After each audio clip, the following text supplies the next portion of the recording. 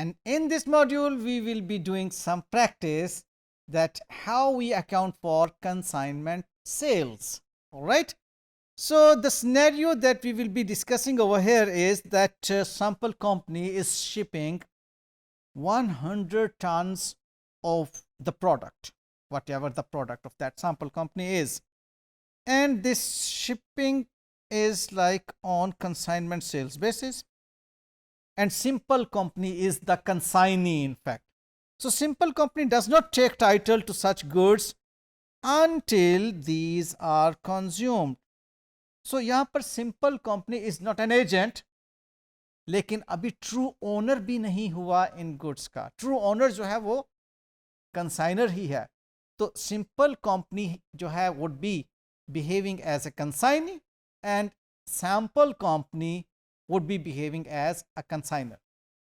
Okay, अब यहां पर जो सेलिंग प्राइस है that is 1000 per ton and we have 100 tons of the product that consigner has consigned to the consignee. The cost of that product is 600. Okay, थोड़ा सा सोचते हैं. Since we have transferred goods to consignee and this transfer is not a sales, तो हम sales income तो recognise नहीं कर सकते, इसलिए सेलिंग प्राइस को भूल जाते हैं. हम फिर अकाउंटिंग कैसे करेंगे? हम इसको कॉस्ट पर रिकॉर्ड करेंगे. क्या रिकॉर्ड करेंगे? इन्वेंट्री आउट करेंगे. Inventory is an asset. Out करेंगे तो इन्वेंट्री को क्रेडिट करेंगे. अब डेबिट किसको कर रहे होंगे? आए देखते हैं इसकी अकाउंटिंग कैसे करनी. बुक्स ऑफ कंसाइनर ये जी सैंपल कंपनी है और बुक्स ऑफ कंसाइनी ये सिंपल कंपनी है. फिलहाल सैंपल कंपनी पे अपनी पूरी कंसंट्रेशन रखिएगा. On sending the goods on consignment to the consignee, debit करेंगे गुड्स सेंट ऑन कंसाइनमेंट को. तो गुड्स ऑन कंसाइनमेंट एक टेम्परेरीली हमारे पास डेबिट आएगा और इन्वेंट्री क्रेडिट हो जाएगी, इन्वेंट्री से आउट हो जाएगी. द मोमेंट हमारी वो चीज़ें सेल होती हैं, एक अकाउंट स्टेटमेंट हमारे पास आएगी. वो अकाउंट स्टेटमेंट बोलेगी कि जनाब आपकी गुड सेल हो गई. अब आप देखिए कितनी सादा सी एंट्री. आपने जब सेल होगी तो कॉस्ट ऑफ गुड सोल्ड को तब डेबिट करना है. याद रखिए कि गुड्स ऑन कंसाइनमेंट आपकी कॉस्ट पर ही डेबिट होंगी और फिर जब cost of good sold debit हो रही है तो गुड्स ऑन कंसाइनमेंट को ख़त्म करने के लिए क्रेडिट करेंगे. ये आपने ख़त्म कर दिया गुड्स ऑन कंसाइनमेंट को और कॉस्ट ऑफ सेल्स आपने डेबिट कर दी. और ये तो यूजुअल अकाउंटिंग एंट्री है सेल्स की. अकाउंट सेबल डेबिट सेल्स क्रेडिट कब होगी? ऑन कंफर्मेशन ऑफ कंजम्पशन, कि जब वो कह देगा कि जी मैंने कंज्यूम कर लिया और अब वो आपकी सेल्स रिकॉग्नाइज होना बनती हैं.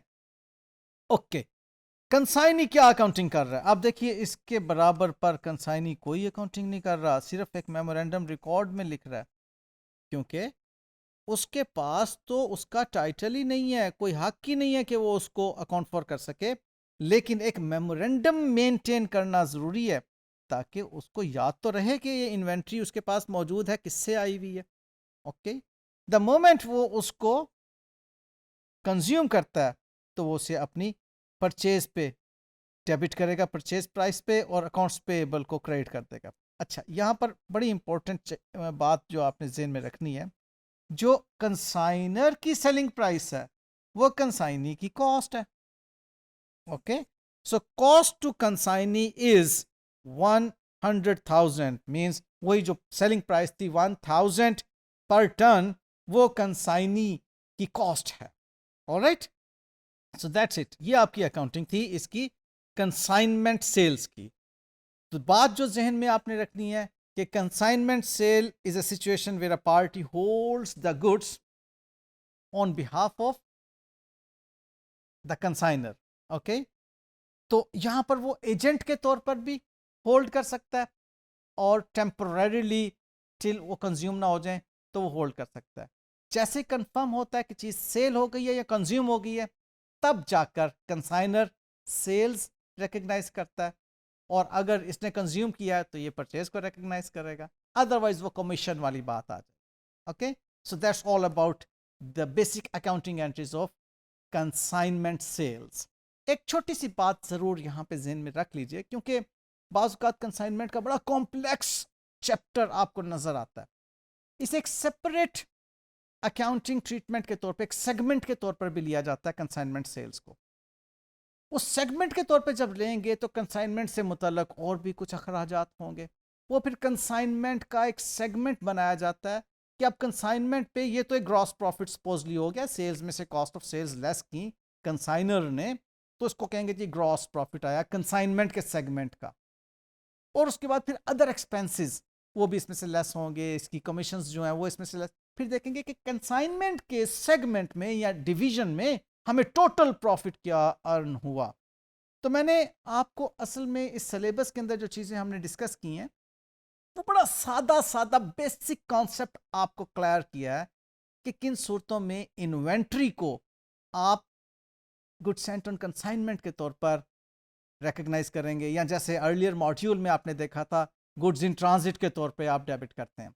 तो इस बेसिक कॉन्सेप्ट के साथ आप जब किसी भी कॉम्प्लेक्स सिनेरियो को देखेंगे तो वो आपको बहुत आसानी से समझ आ जाएगा।